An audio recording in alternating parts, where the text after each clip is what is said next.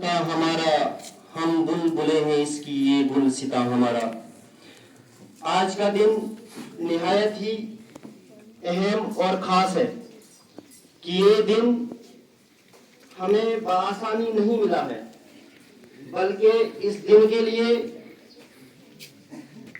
ہندوستان کے لوگوں نے، چاہے وہ کسی بھی مذہب سے تعلق رکھتے تھے، ایک لمبے عرصے لڑائی لڑی، ایک طویل مسافت انگریزوں کا ظلم اور جبر برداشت کرنے کے بعد یہ دن نصیب ہوا. ایک لمبے عرصے انگریزوں کی غلامی کی، اپنے آپ کی جوانی، اپنے آپ کی زندگی نچھاور کر دی، اپنے وطن کے لیے اپنے گھر بار قربان کیے، بچوں کو یتیم کیا، اپنے آپ کی پرواہ فکر نہیں کی، بلکہ وطن کی فکر کی، وطن کی سلامتی کے لیے ان نے جدوجہد کی. آخر 15 اگست 1947 عیسوی کو یہ دن نصیب ہوا. یہ بہت خوشی کی بات ہے کہ ہمیں یہ دن دیکھنے کو ملا ہے.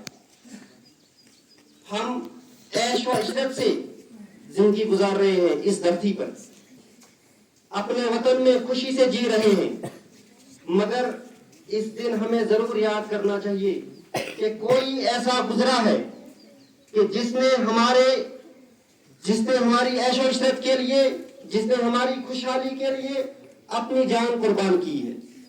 ہم آج کے دن ان تمام شہیدوں کو، جنہوں نے وطن کی آزادی کے لیے طرح طرح کی لڑائیاں لڑی، قربانیاں پیش کی، آج کے دن ہم انہیں شرਧانجلی پیش کرتے ہیں. ہم اس دن سہرنگا قومی پرچم جو ہے اسے لہراتے ہیں. اس کے 3 رنگ ہیں. سب سے اوپر والا رنگ زعفرانی رنگ، کیسری رنگ، جس کا مطلب ہے قربانی. اس کے بیچ یعنی نیچے والا رنگ سفید رنگ امن اور سکون کی علامت ہے. سب سے نیچے رنگ یعنی ہم جس دھرتی پر رہتے ہیں وہ سرسبز اور شاداب ہے.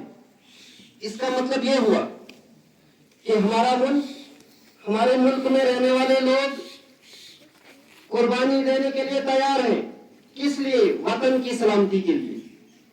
دی بھی ہے اور بھی دیں گے.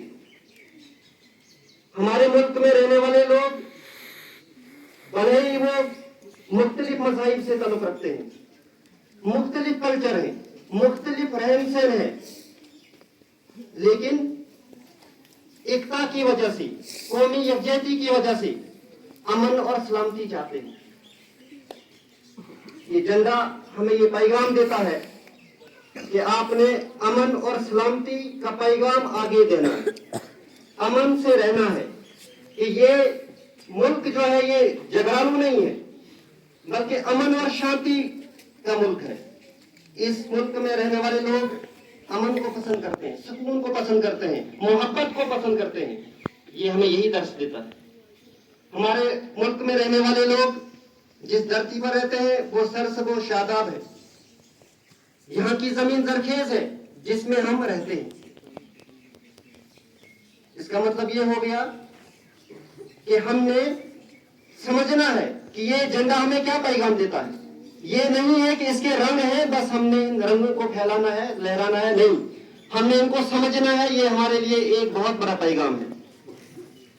آج کا دن ہمارے لیے بہت بڑی خوشی کا دن ہے.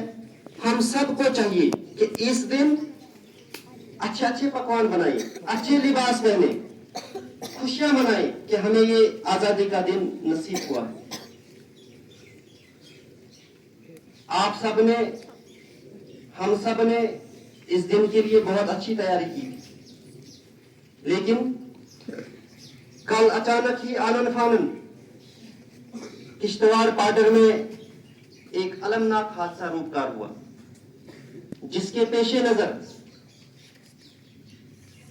جموں کشمیر گورنمنٹ کو یہ فیصلہ لینا پڑا کہ ہمیں اس ماتم میں شامل رہنا چاہیے کہ جو واقعہ ہوا، المناک دردناک حادثہ ہوا، اس میں بہت سارے گھر جو ہیں وہ ویران ہو گئے، بہت سارے بچے یتیم ہو گئے.